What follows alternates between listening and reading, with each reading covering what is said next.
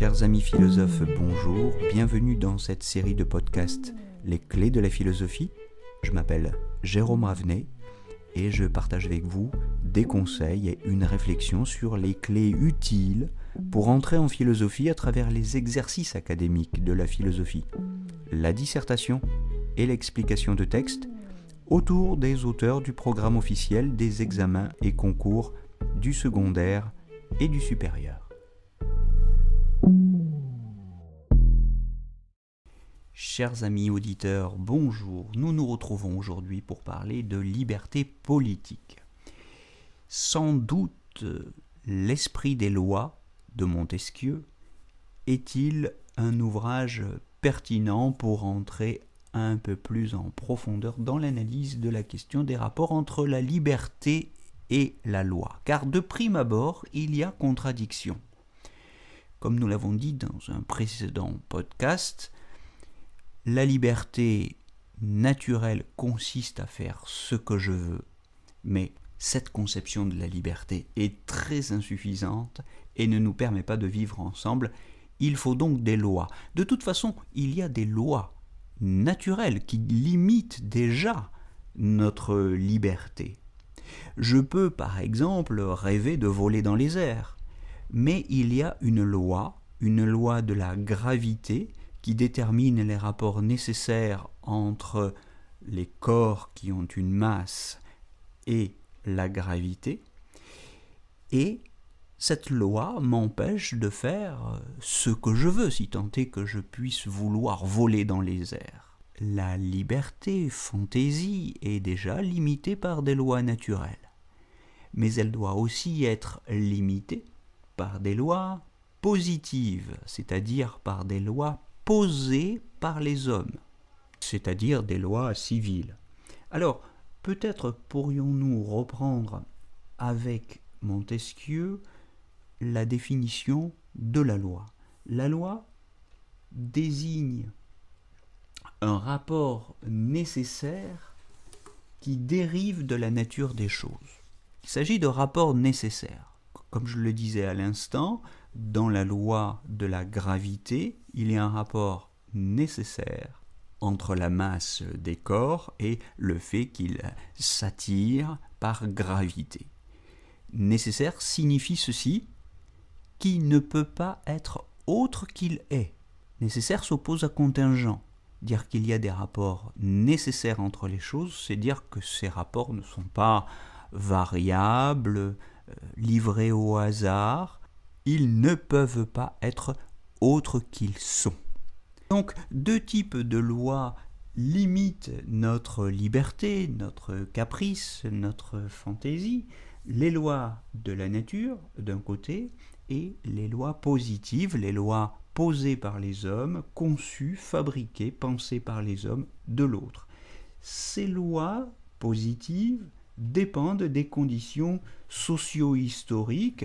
La discussion de ce point est certainement très intéressante, mais ce n'est pas l'objet de notre capsule aujourd'hui.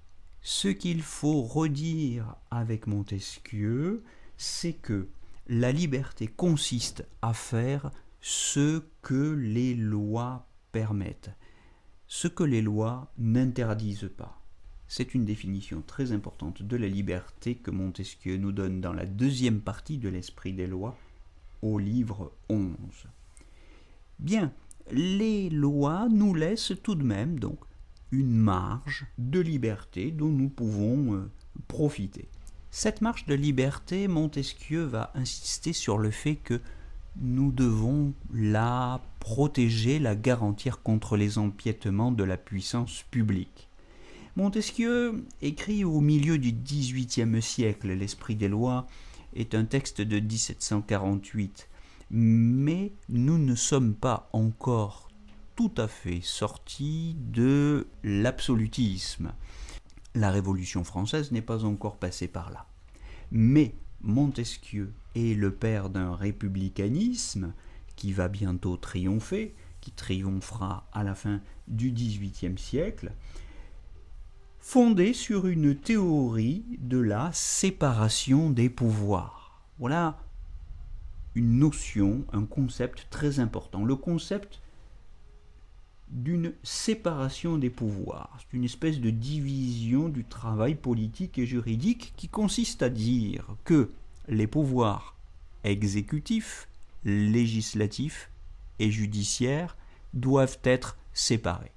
Rapidement, on peut redire que le pouvoir législatif consiste à concevoir la loi, le pouvoir judiciaire consiste à l'appliquer dans les tribunaux pour régler les différends, les conflits, et le pouvoir exécutif consiste à mettre en œuvre les projets qui sont fixés par la loi.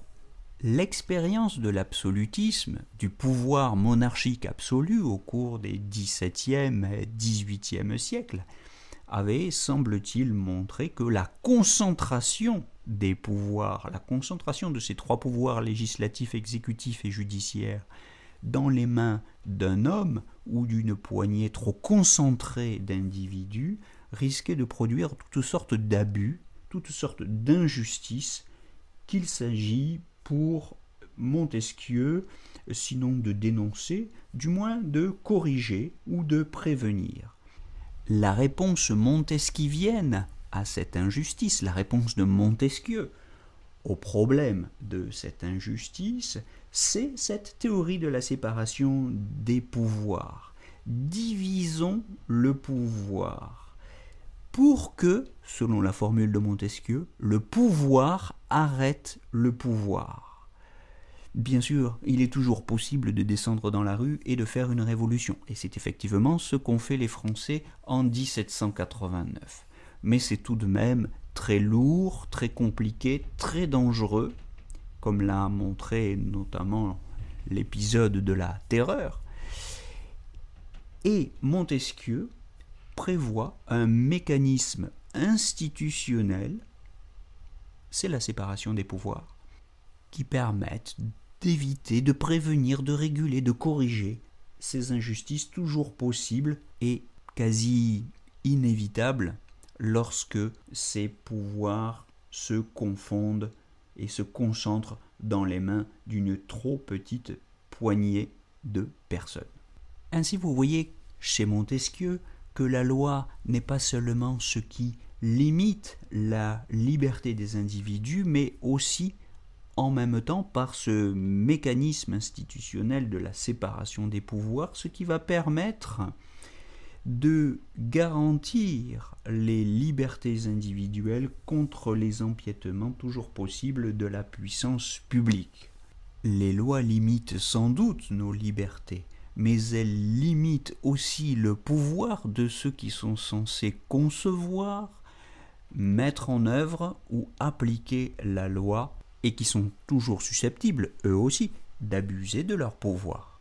Eh bien, si vous avez compris comment Montesquieu définit la liberté politique et comment il l'articule avec la définition qu'il donne de la loi, si vous avez compris à quel problème répond la théorie de la séparation des pouvoirs et quelle solution originale elle apporte au problème de l'injustice que représente pour Montesquieu l'absolutisme, c'est-à-dire la concentration du pouvoir, toujours tenté par l'abus de ses prérogatives, eh bien vous aurez saisi le message, l'essentiel de ce que je souhaitais vous partager aujourd'hui dans ce podcast sur la liberté politique et l'esprit des lois de Montesquieu.